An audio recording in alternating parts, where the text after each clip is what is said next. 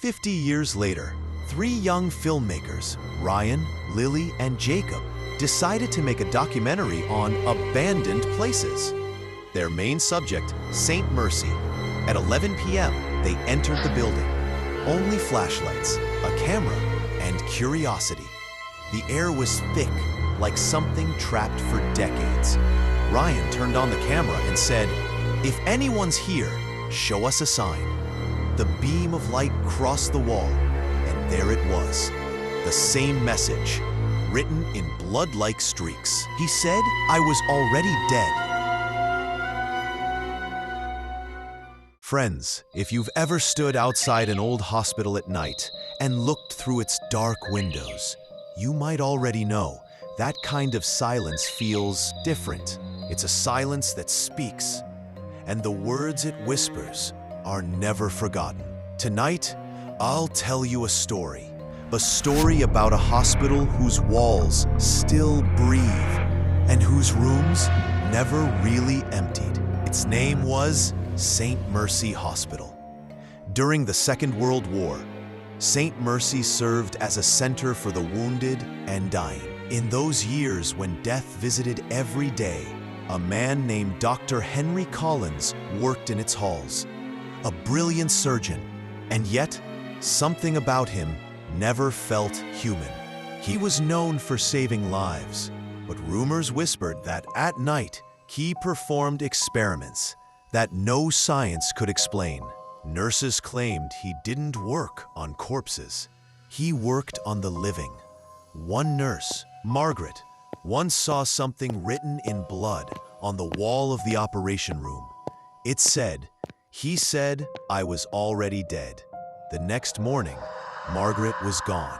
Weeks passed, and then death spread through the hospital. No one could explain how. Reports vanished, files burned, and so the hospital was shut down. Machines, charts, that bloody message, all left behind. But people say every night at 3 a.m., lights flicker inside. Footsteps echo through the halls, as if someone never stopped working. 50 years later, three young filmmakers, Ryan, Lily, and Jacob, decided to make a documentary on abandoned places. Their main subject, St. Mercy. At 11 p.m., they entered the building. Only flashlights, a camera, and curiosity. The air was thick, like something trapped for decades.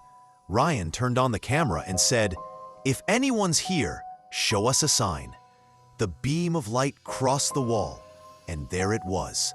The same message, written in blood-like streaks. He said, "I was already dead," Jacob whispered. "These are letters. It's blood." Lily began to tremble.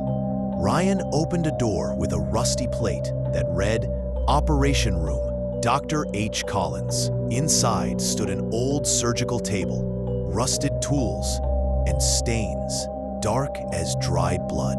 Lily lifted the camera, and something moved behind the table. Jacob shouted, "Who's there?" A faint voice answered, "Scalpel."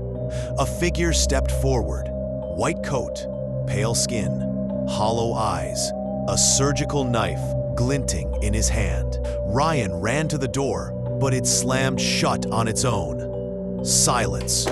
Just silence. Next morning, police found them outside, unconscious. Jacob's mind was broken. Lily couldn't speak. Ryan's hands were burned like he'd touched fire. And in the final recording, Dr. Collins looked directly into the lens and whispered, "Next patient, please." 5 years passed. Ryan survived, but something in him changed. He stopped talking to people. Every night, he watched that video again and again, until one night, he froze the frame. Behind the doctor's reflection, he saw Lily, faint, blurry, like she never left.